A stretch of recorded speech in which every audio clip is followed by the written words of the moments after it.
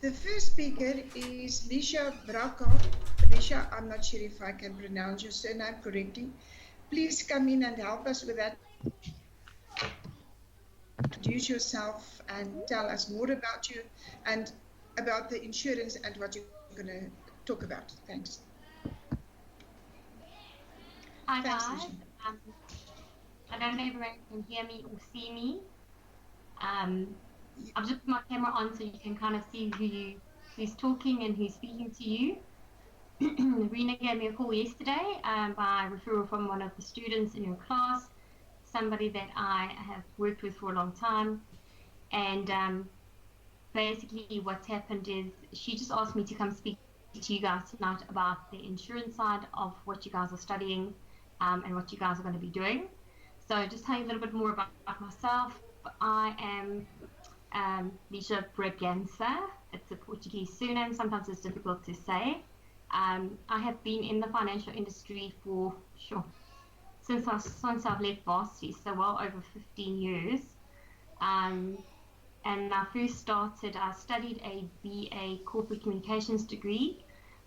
Shortly after studying, I started with a sales position, and then I got into insurance. You know, one of my first clients offered me a job as a short-term insurance broker.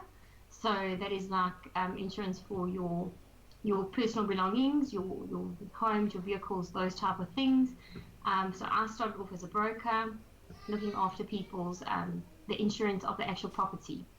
So when it comes to like body corporates and property rental agents, people with their own properties, I would do the insurance for the actual building or the house contents. I would do the vehicle insurance, which obviously pertains to you guys. You guys are going into the broking property, the property broking. From there, I was headhunted by a company, and they asked me to come be a broker consultant. I then had to look after other brokers to get them to sell and use the products. Had quite extensive training into the corporate and the commercial space as well, and that's where you go and insure people's businesses and the importance of why we need certain security options in a house or in a factory, why we need or request fire protection or sprinkler systems. It's all to do with a risk and the type of risk that you insure. So I learned a lot about that on the commercial side. And obviously in insurance you do a lot of studying. You actually never stop studying. You have to keep on obtaining certain credits to stay relevant in your industry. From there I moved into the life and the investment sphere of insurance. So I first started, as I said, in the short-term space, and then I moved over into the investments and the life cover, the bond insurance, the offshore investments, etc., medical aid, all of that. So it was in November 2011 I started with the Liberty Group at a franchise called the Hereford Group. They were affiliated with Liberty Life, a tied agent, which means we only sold Liberty Life products. And then there's like broker divisions where you could get alternative products or quotes like Discovery, Sanlam, Old Mutual, etc.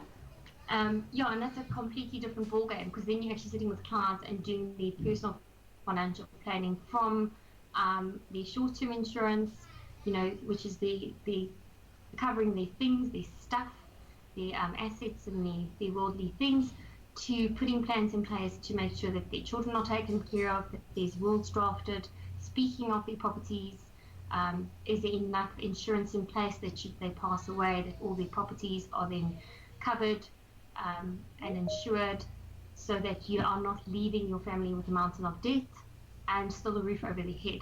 And then the investments, to make sure people putting their money away. Of course, South Africans don't actually, we're very well known for not saving money. So that's currently where I am. I've been with Liberty now for 9 years. So started with the Hereford Group and then moved over to another franchise where I currently work. It's called EQFin, and I'm one of the senior advisors there. So that's just a little bit about myself. I don't know if there's any questions. I'd like some interaction. It's difficult because obviously your videos are off and your sound is off. But if you do have a question, please unmute yourself and just ask the question, or if you guys would like me to speak about anything specifically, or if I'm speaking about something and you're not quite understanding what I'm saying. Can everybody hear me clearly as well? You're clear. Thank you, Lisha. Yes. Okay, cool. Very clear. Very clear, cool. Are you guys happy for me to keep the video on? Sure. Okay, so yeah, where to start? Because you guys are going into obviously real estate property. So you guys are actually a dream, how can I say, like partner for a financial advisor to partner with. But a lot of times the guys going into the property space, if you go into like the Pam Goldings and the Remaxes and the property agents, you guys are almost bound to have to work through a certain bond originator or somebody that would then assist your clients, especially when they're buying property, to take out life cover to ensure the value of their property should something happen to them, that it's covered and settled at the bank, and that the family obviously is protected to still stay in the property. So it's sometimes difficult for us to work with the estate agents, but when we do get the opportunity, it's quite a nice service that you can offer your clients. So if you are working with them, finding the property, whether you're developing it and then selling it off through a realtor or a property agent, or if you're going to be the property agent, it is nice to maybe team up with a financial advisor. You can have like a partnership or a negotiation where if you do refer clients to the advisor, they would then obviously give you a commission or a once-off commission for referring the client to you if they successfully take out a policy.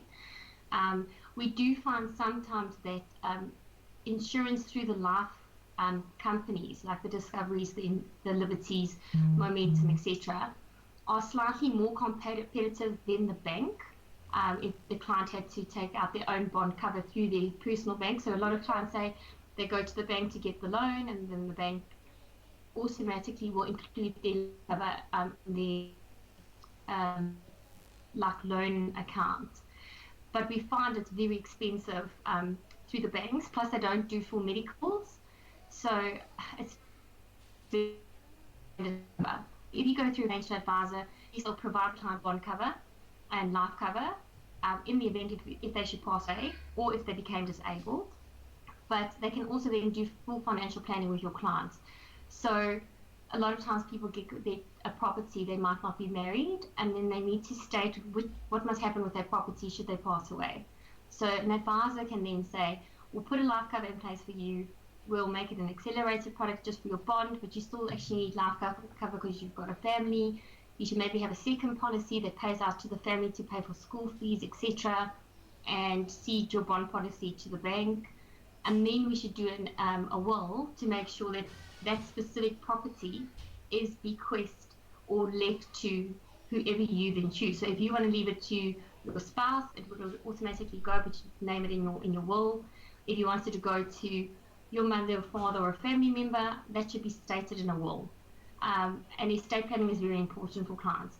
So even though it's not really your job to get involved, if you do team up with a financial advisor, it is nice to give that extra service to a client. And then they explain the importance of the life cover and the bond. Because with property as well, the things that happen to properties and assets that gain value in your lifetime. So when you buy a property and you pass away, it exchanges ownership, if I can put it that way. So you own the property, it's now paid off, and if you pass away and it's not paid off or whatever, and in your estate it transfers to somebody that's not your spouse, it forms part of your estate, and there's things called like transfer fees, and there's CGT payable, and all kinds of stuff upon your death.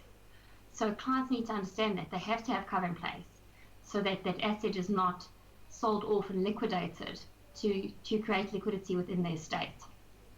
So I'm going to just stop there. Am I making sense? Is there any questions to what I've just kind of said now?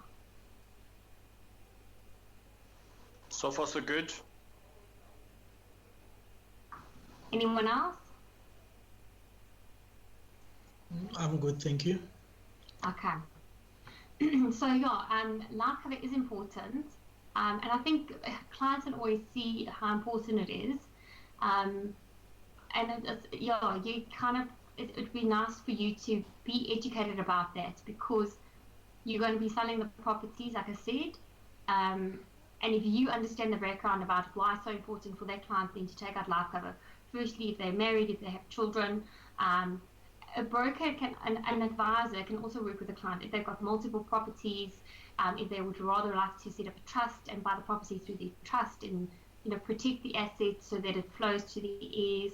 There's all kinds of steps that we can then advise a client on because I actually got a little WhatsApp today where somebody said somebody asked a client to complete a job. So he's a painter or a maintenance guy. And the client says to him, I'd like you to come do a job for me. So he says, no problem, I'll do it for 15,000 Rand.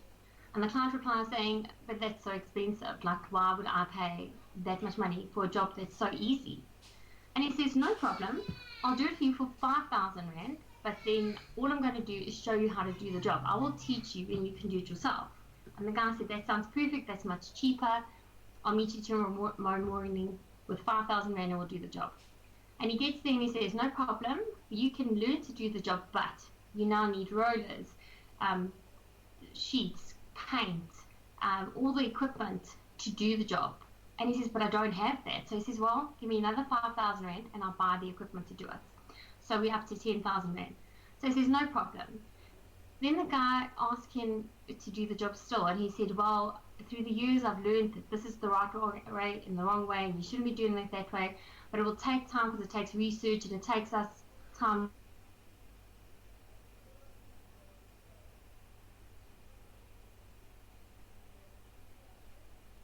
to learn about it. And I said, well, I don't know.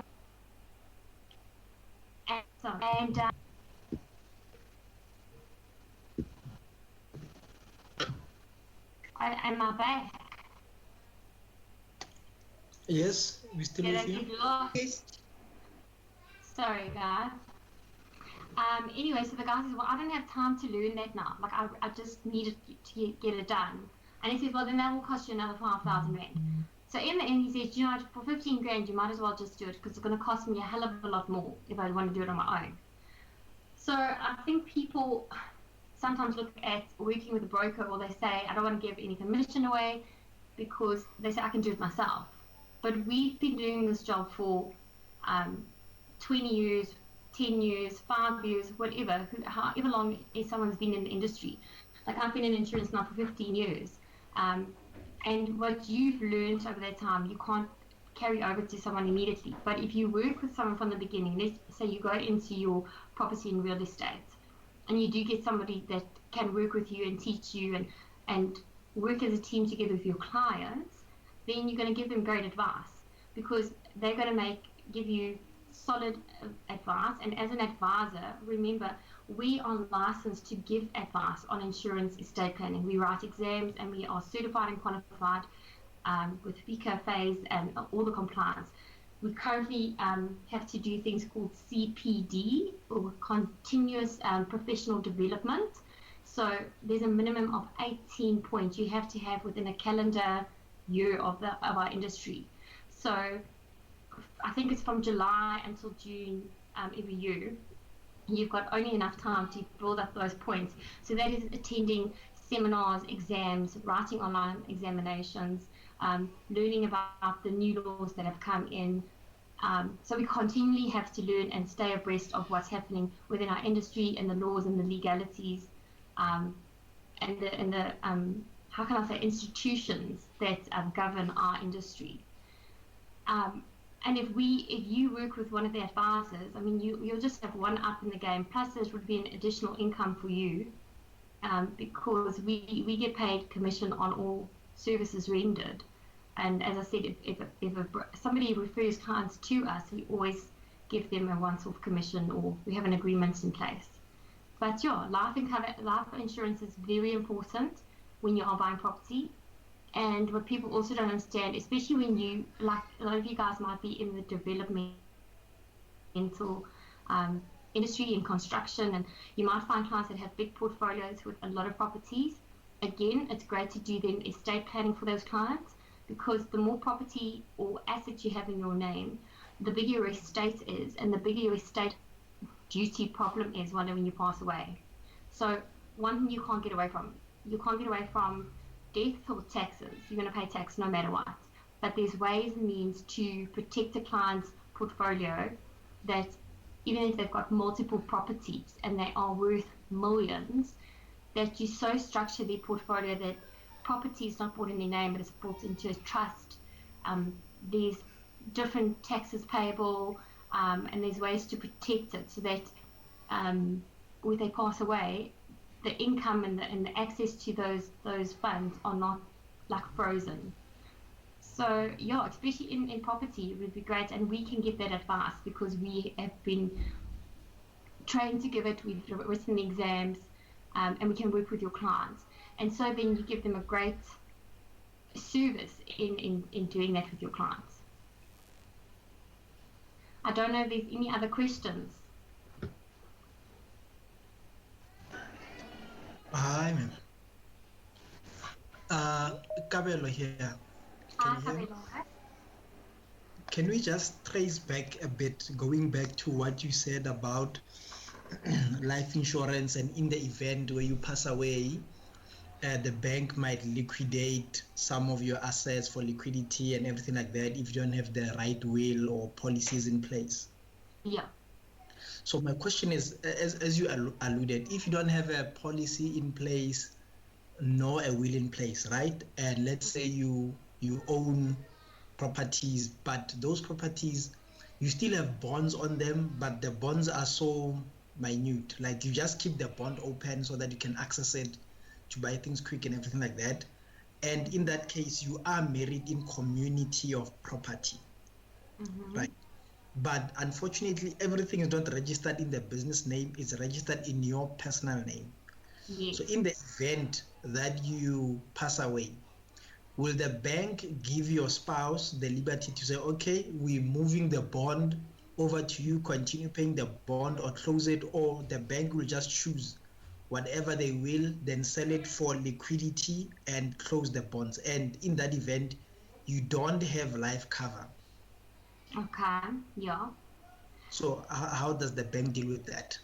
So as I understand it, so if you have properties, like you said, now you've paid them off, you said you're just keeping the bond open so that there's access, am I correct? Yes. So maybe you owe 50 grand on it, but it's paid off. You've got an asset in your estate worth X amount. Yes. So the problem with that is when it's in your own name, now you own that in your personal capacity. So now let's say you've got 3 properties and they're worth R1 million each, or 1.5 or whatever. So you've got effectively 4.5 million rand properties in your name. Now you pass away, and you've got maybe a pension fund, you've got retirement annuity of another R1 million, and you've got some investments of another R1 million. So you've got 6.5 million rand estate, if I can put it that way, in your own name. If you owe anything and there's no liquidity, let's say there was no cash, then what normally happens in the event of, if you have a will, it's important to have a will then, because you need to speak of those assets. If you don't specifically say that all my property, I basically bequest everything to my spouse, because when you're married, if you leave everything to your spouse, it's called section 4Q, and 4Q bypasses your estate, okay? So there's no estate duty applicable to anything left to your spouse, okay? So your estate duty is less, so then liquidity isn't a problem because you don't need to pay off your assets, because like you said, they already paid off, they've gone to your spouse, and she would then be liable for the bond unless she took, let's say there's investments in your name and there's enough liquidity in the investments to settle the bonds. If there's not enough money to settle the bonds, and let's say your spouse wasn't working, so she's not earning an income and you can't afford to pay the bonds, then the executor would have to say, we need to create liquidity, there's no life cover, There's no investments. We're going to have to sell off one of the properties to create liquidity so that we can pay off all the properties and invest an amount for the spouse so that she's got an income to live off. Otherwise, she's going to have to go get a job. So it's not the bank that's going to decide, it's actually the executor of your estate. And if you don't have a will, what they call it, that you die intestate. So intestate means you die without a will. There is no clear instruction what you want with your assets, how it must be distributed, what must happen to your children. Because remember, if you pass away with your spouse, should you be traveling or whatever and it does happen, if you do not have a will in place, it doesn't speak of a testamentary trust for children, because children cannot inherit. So little minor children under the age of 18, you can't put them in your will and say, my son Tebogo will get this property and Sarah will get that property. It has to go into a trust for the children. It has to be kept safe for them until they are of age, and then they can have assets distributed to them or income. Okay, so that's why a broker is important when you've got clients, to say, do you have a broker, can we help you? Because we have to look at all of that estate planning, because you don't want to leave your spouse with having to pay for a property, especially if they don't work and they don't have an income, or there's no liquidity, there's nothing, there's no investments, and if people pass away, the estate gets frozen, their bank accounts get frozen, the investments get frozen, everything gets frozen until the estate is wound up. So that is why life cover is very important. Does that answer your question? Yes, that answers my question. Just a follow up Yeah. on that. You spoke about the executioner is actually the person who's mandated to wind up the estate and everything like that, right? Yeah. So in my understanding, there are fees applicable to all these things, the executioner and whatever there, and it's also dependent on the amount of assets that you have. Let's say if you have 100 million assets, right? It's a percentage of that, and sometimes, especially the issue of liquidity, if you don't have enough liquidity, they'll have to sell so that whoever needs to get paid can get paid. Do you have those tentative percentage figures to say, okay, in the event where one passes away, whether you have a will or not and something like that, but if you have not, maybe had a broker and paying those monthly fees so that they can cover some of those costs when you pass on, this is the total percentage you can look off going off of your estate? So what I can do is I can actually email Rena, like the fees applicable in a state, because I'm not actually, how can I say, an expert at estate duty winding up, because we normally leave that to an executor. But I do have the figures in terms of by law what they charge on winding up an estate. So the legal fees that are applicable, and they're like non-negotiable, they're actually governed by laws in South Africa, is 3.99% plus that, whatever. That's like the executive fees. But then there's also conveyancing fees, there is, CGT applicable. All of those things are applicable within an estate. So I can get that and send it to Rena so that you guys have the fees. Just so I can double check on those for you guys, I'll put it in an email. But there are companies. There's companies that I specifically work with. They deal only with wills, drafting of wills, and they do free wills for all my clients. So if you guys are interested, I can also arrange maybe next week when you guys have another session to get somebody to speak to you guys about the wills. If you want to then use them with your clients going forward, but they do free will drafting with all clients. And another product that they actually, because they saw there was a gap in the market, a lot of clients thought, I'm not going to have a will because I either need to go see a lawyer and then pay legal fees, or it's not important, I can just draft it myself, or they just never get to it. And then they draft one and they just got married, and then they've had 1 kid, 2 kids, 3 kids, and they never update it, because you should specifically be naming your children in your will. You should specifically say, everything to my wife, failing my wife to my 3 children, which will be kept in a testamentary trust until they're aged 18, 21, 25, 30, whatever you choose. And then you should clearly state things. And they have a product that if you pass away, they would be the executor on the policy. But they have a product that you take out that specifically covers all the legal fees upon death. So the executive fees, the conveyancing fees of transferring property, and the trustee fees of managing a trust for children, they will cover it under that policy. So yeah, I don't know if Arena would be open to that, but I can get them to come chat to you guys next week, because it's very important with the life cover to cover the property, to understand the liquidity of a client's estate, especially with commercial clients that are looking at building a property portfolio. Then trust drafting is important, and wills and life cover.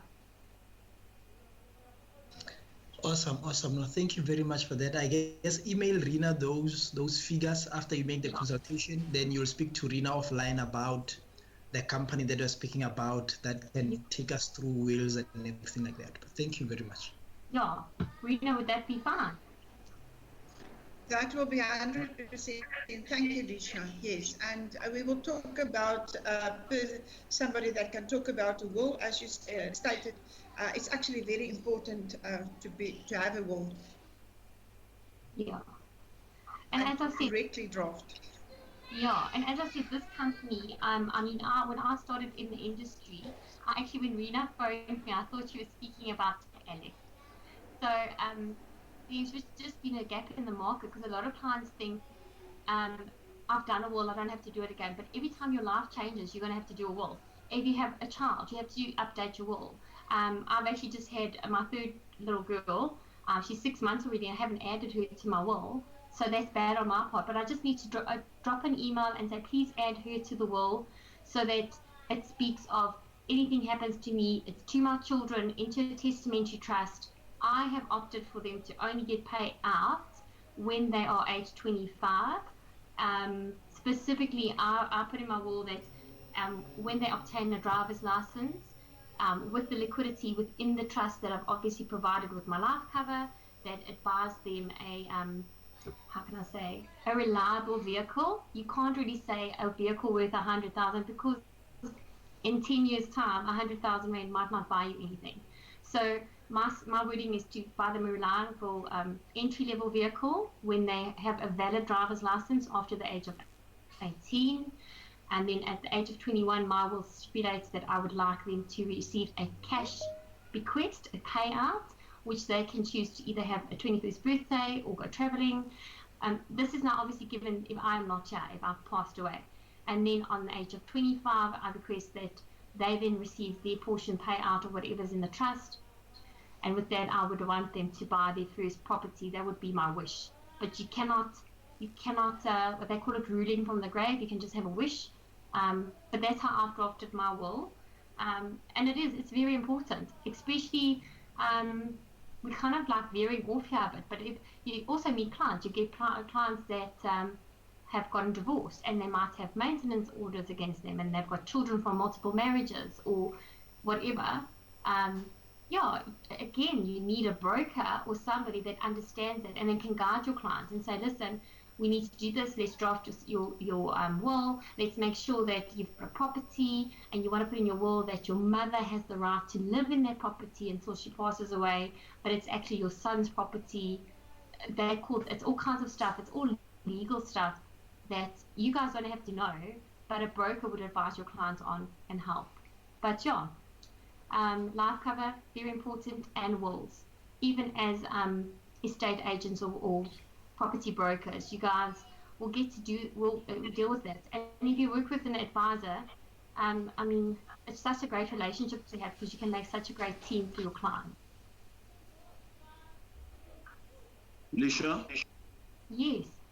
Good evening, this is Alex, welcome. Hello, Alex. I wanted to find out a number of questions, right? Kabelo, thanks for those questions. They were very interesting. Lisha, I wanted to find out who chooses an executor. So, this is how it normally works. It depends on who you use to draft your will. So, if you have an auditor, an accountant, or a lawyer in your family, or somebody that you trust, you could ask them to draft a will for you. They have the knowledge and know-how. Some of them have actually gone through, when they studied, estates and winding up estates and all of that.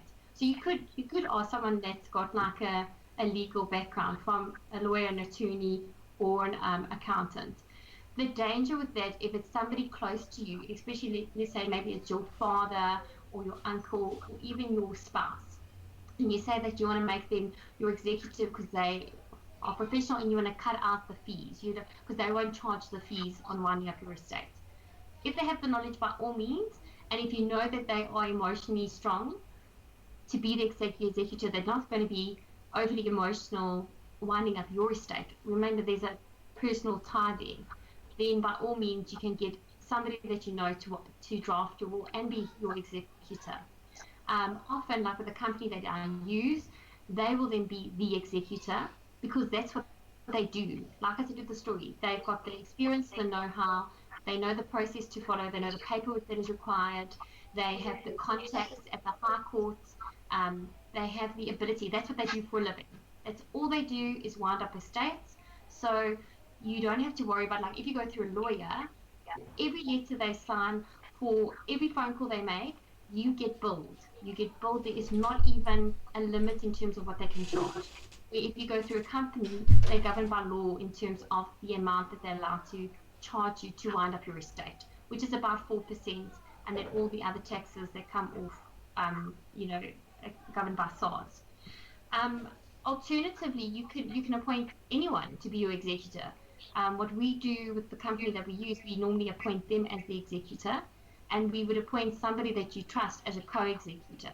So, for example, if you are married, you and your wife have maybe chosen godparents for your children, and you maybe then want them to be the co-executor on the estate, so they have a say in what happens with the funds, how it gets invested for the children, that type of thing. But personally, I like to go with a company. That's what they do. That's their expertise. They've got the right contacts. They know who to phone. They know the process. They've got the legal people involved and employed, and they will wind it up because it's what they do, literally A to Z. But effectively, anyone, Alex, anyone. Okay, all right. My questions are a bit jumbled up, so it will go back and forth because we're talking about so many things. When should a person buy properties or immovable properties in their own capacity, company capacity, or trust? When or how would you advise people to do that? So with trust, a lot of people have like a misconception about a trust, and everyone thinks they can have a trust. So a trust is not for everyone. Trusts are for professionals and for business owners, not for the normal man on the street. It just doesn't actually work for the normal man on the street. When you have got like multiple businesses and you are a professional, there's certain tax, how can I say, tax breaks or tax loopholes that you would be privy to. But like just a normal person with a normal house and a car, like a trust can't actually work for that. A trust does come in when you've got a will and you've got minor children. Then you speak of a testamentary trust, and that is only established upon your death. So when you pass away and your children are left behind, or one spouse passes away, their portion would be left to the trust for the children, because the children can't inherit. And that trust is then managed on their behalf, with the co-executive being the remaining parent or a relative, and it's managed on their behalf. But if you're buying property, more than likely would have to buy it in your own name unless you're a business owner. All right. So if one has maybe multiple properties, would you advise them to get a trust or still do it in their own capacity to continue buying properties? Again, if you've got multiple properties, it would probably be a clever idea then to register a company and then buy the properties in the company's name.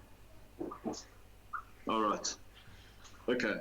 Talking about life cover, when someone is buying a property, they need life cover. I know that most banks will say, you know what, you have to get our life cover, or else we won't give you the bond, or we'll take back the bond. Does a buyer can he choose which life cover or which brand he goes for instead of going with maybe life cover for ABSA, but he gets a bond from ABSA. Can he say no? I've got another life cover that I prefer, and I would rather go with them. Yeah, so I mean, we had that situation, you know. So there are certain banks. I find it a lot with like FNB.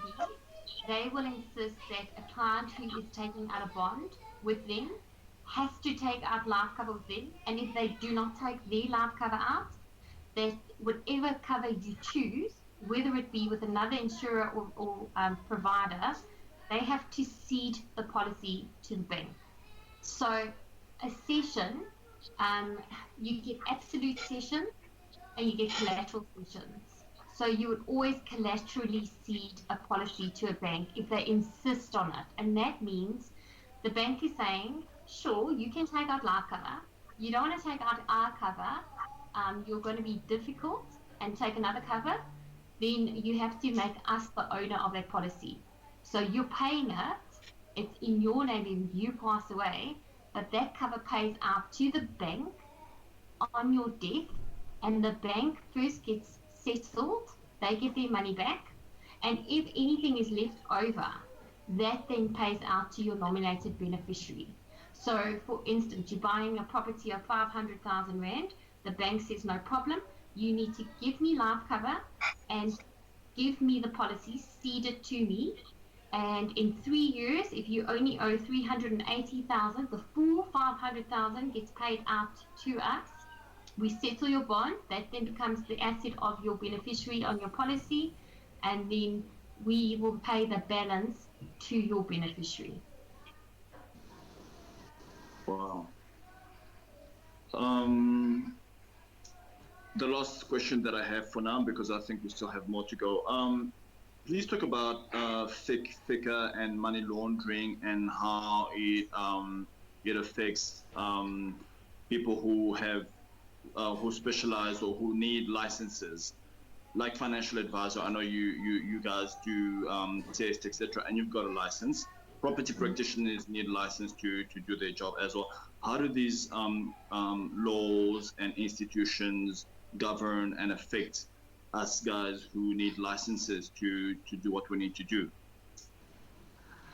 So basically, because I mean, you're going into like in the financial industry, and it's governed by obviously very strict financial protocol. So we constantly have to, and I don't know if you guys have the same rules in terms of the exams and all of that, but we have to write an exam every year going over money laundering, how to report possible money laundering, suspected money laundering, and you get it a lot, I think, in the property industry, where guys are trying to wash money. So effectively, with anything, and if you guys do go into the industry, you're always going to have to just use your guts and learn what you've learned in your exams if you do any money laundering exams, but always be kind of mindful and aware that if something doesn't seem right, remember you can be like almost roped in to that unlawful event, even if you unknowingly assist a client who is trying to do something dodgy. So if you don't feel well about it, you would rather walk away from a deal, especially when things are not clear cut and above board, and like kind of under the table, and could we pay half cash, and you kind of just, you get a sense of it and you would walk away rather than be implicated, because you will actually be debarred and lose your license. You can actually never operate in any financial industry if you are found guilty of any illegal activities. All right, thank you so much. Okay. Any other questions?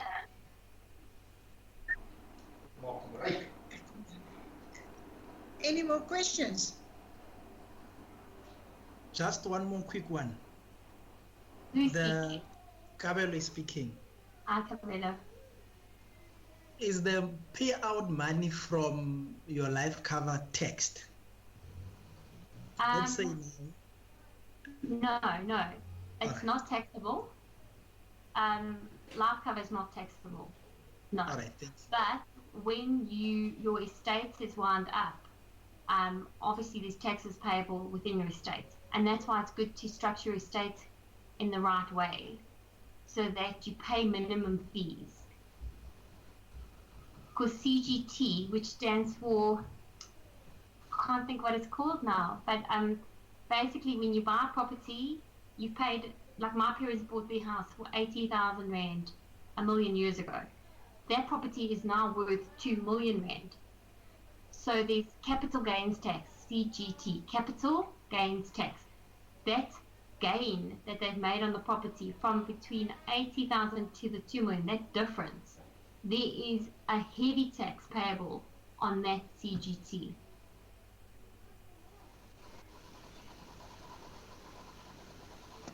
All right, thank you very much for that. Okay. So yeah, guys, I think that is it for me tonight. Thank you for having me. Okay, Lisha, just 1 second. Can we please just appreciate, thank you for, I think it was very well presented and it opens our eyes a lot, and it was very short notice, and I really appreciate it that you came in and share your knowledge with us. But we will definitely talk about the wills and who else, and I think maybe we can bring you in later again. Everybody can then also prepare some questions prior. But thank you for coming in. We really appreciate it. It's a pleasure. And if anybody of you needs some wills, let me know. I can organize a free consultation. Thank you for that. Thanks, Lisha. Thanks, guys. Thank you, Lisha. And you are welcome to stay on if you want to. You are really welcome. Thank you. I will have a listen. Yes, thanks. Now for our second speaker, this is a lady that is really moving, and she is from Bathroupede Home Loans. Anna, I really hope I answered correctly. And I really would like to introduce Anna, and I just want to mention she didn't feel very well, but apart from that, she is willing to share knowledge with us, and we are definitely going to need her in future for home loans and things like that. Anna, please, do you mind coming in and just introduce yourself to us, please? Yes, thank you. Thank you for the introduction. I have to switch on my face. Thank you. Okay, good evening, everyone, and thank you for having me. My name is Anna Mutaung. Can I just quickly do something here? There we go. You're welcome. Okay, my name is Anna Mutaung, as we all had. The founder of Bathroupede Home Loans. We are bond originators. Bond origination in South Africa is a very foreign business or term. Most people are not aware what it means exactly to be a bond originator. So before we get that, I'll just say a little bit about myself, if I may. Do I have a permission to tell you about myself? Yes, please, Anna. Can you hear me loud and because clear? I think we can hear you loud and clear, and please introduce yourself. Okay, thank you. Anna Mutaung. I used to work for one of the financial institutions. I started as an inquiry clerk, and I worked myself up until I was a business development manager when I left the bank. I was at the home loan division, and I worked at the bank for 10 years. And upon leaving the financial institution, I started our own company, which is Bathroupede Home Loans. And thank you for all the support that we have received so far. For the first half, actually, we've been in business for 2 years now. And for the first half of 2020, we made it to the top 10 in Gauteng. So we're number 10 in Gauteng business as a bond origination company. And the only black-owned business origination company on the list in the top 10. So thank you, and thank you. And it's all thanks to everybody out there who's been referring business to us. Most of our business, if not all of our business, comes from the South Africans, the individuals themselves. And it's our pleasure to serve you. It's our pleasure to assist and to teach, because we believe knowledge is power. Not only do we do home loan application, but we strive to empower our clients with the education and any knowledge that we have in terms of property finance. There are property investment companies out there teaching about property, how to get properties, where to buy to get your properties, but without finance, it's one of those things that you might end up being stuck, even though you want to start the property journey, whether for yourself as your primary residence or taking over the property as a business. So finance is what we specialize in. And my financial experience being a banker is one of the advantages that made us to excel in what we are doing, because I make everybody who comes to us, like I said, not only do we do the home loan application, but I show you the things that you can do so that going forward, you can qualify for more properties as well. I had someone asking about properties and how to do that. Because remember, the banks, they have a criteria that they use when you do home loan application. So it's always advisable that you know and you understand what is happening, what happens behind the banks, why do they sometimes make the decisions that they make. Because you might be sitting as a client, but when you understand how the credit managers and make decisions, then it will be even easier for you going forward to do your applications. I'm going to share with you a few slides that I have here. The first one, where do we start? Start at the beginning. Eh? Okay, let's start at the beginning. There we go. Patupilo home loans, I've explained in short what we are doing. The most important thing in a home loan application is the credit record. Credit record. That's the most crucial thing, because that's what we do to assess your affordability. How you handle your accounts, how you pay your accounts on a monthly basis is very important. Your bank statements as well, you must always make sure that all the debit orders go through when they have to. There's always sufficient funds in your bank account, because those are the things that the banks look at. The first thing being the affordability assessment in terms of your credit record and your credit score. What determines your credit score? A few things determine your credit score. It will be the number of accounts that you have, how you pay those accounts every month. Should you miss an account, it will always be updated on your credit record, and your credit report keeps your credit keeps your score for 24 months. So the banks or any institution that is pulling out your credit report, we're able to see what happened in the past 24 months, how you conducted your account. So that's one of the things that I always say, please be careful and keep an eye on it. The other thing, the number of accounts that you have in terms of your cash flow. The more accounts you have on your credit record, on your credit report, and based on your income, the higher your expenses, the even more difficult it becomes to qualify for a property, even if your salary can be high. So always check. Anna. Yes. Anna. Yeah. Sorry, you said you shared a slide. I can't see any document on my side. You can't see the slide? No, we can't. Sorry. There, can you see it now? Yes, we can see it. I think it's coming. Okay, that was the first slide. I was still on the credit score. Can you see it now? Yes, we can see it. Okay, thank you. Okay, I was just going. Yes, that's the credit report. I only took the first slide of it to show the credit score, né? And the things that determine your credit scores, you can see there. If your score is good, it will be between 681 and 766. And then if it's excellent, favorable, most banks are very strict when it comes to your credit score. Sometimes when you are employed and you don't have any accounts, your score might be low.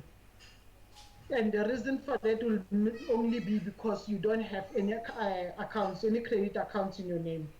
The other thing is that as soon as you take out any credit account, your credit score will also drop automatically.